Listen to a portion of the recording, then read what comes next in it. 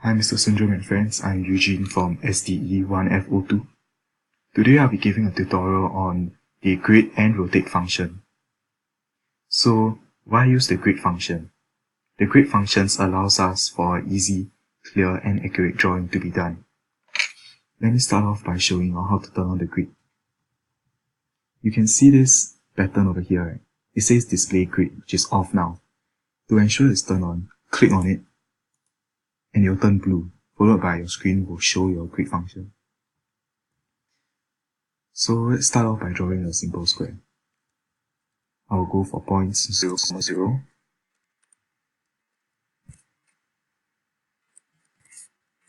My origin is at this XY axis.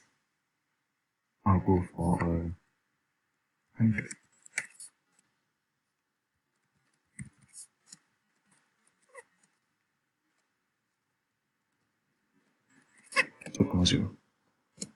So as you can see here, this square is perfectly along the grid line. This is 100 by 100 square. Another tool I would like to accompany with this function is this snap mode. Snap mode will help restrict the area you cover. Let me give you an example. I'll turn it on. And you can see once I enter the line one, I can move box by box. And it's more restricted. So this is good if you are doing precise measurements. You can change it later. I'll start off by the 0, 0 origin. And let's say I want to move up here. Notice how I can easily move. And I'll go up 2 boxes. I won't go off track, because the grid allows me to do just that, the function. So yeah, again, this is a 100 by 100 square. Okay, so people will ask, why should I even use the grid?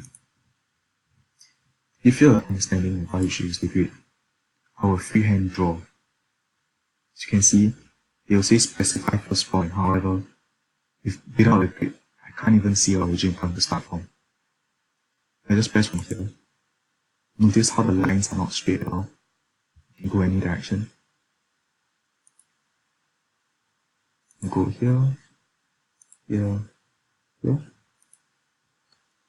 See, this so-called square isn't even a line without the grid function. You can see how off the proportion is. If you turn on the grid function, you wouldn't face this difficulty. So this gives us a clear understanding of why the grid function is indeed useful. Okay, so I'll be moving on to teaching the rotate function. Let's say I draw a simple square now. Line 0, 0, 200, 0.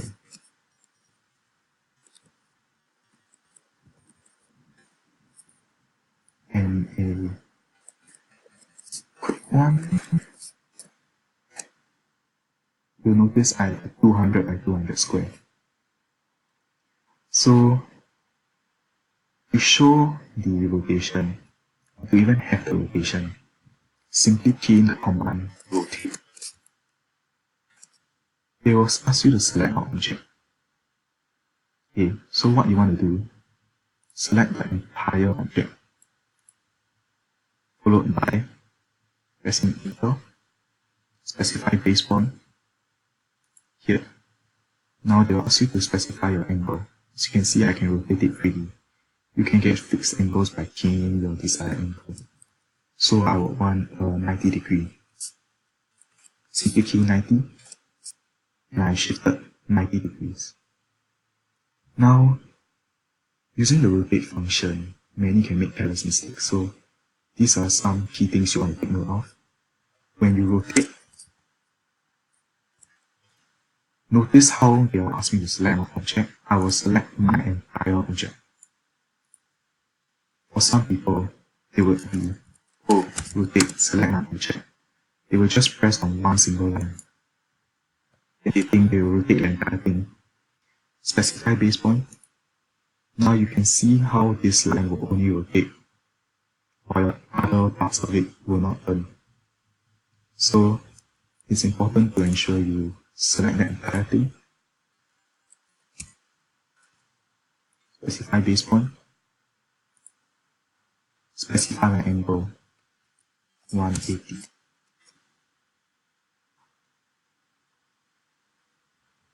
So I hope this gives you a clear understanding of the grade and rotate function. Thank you.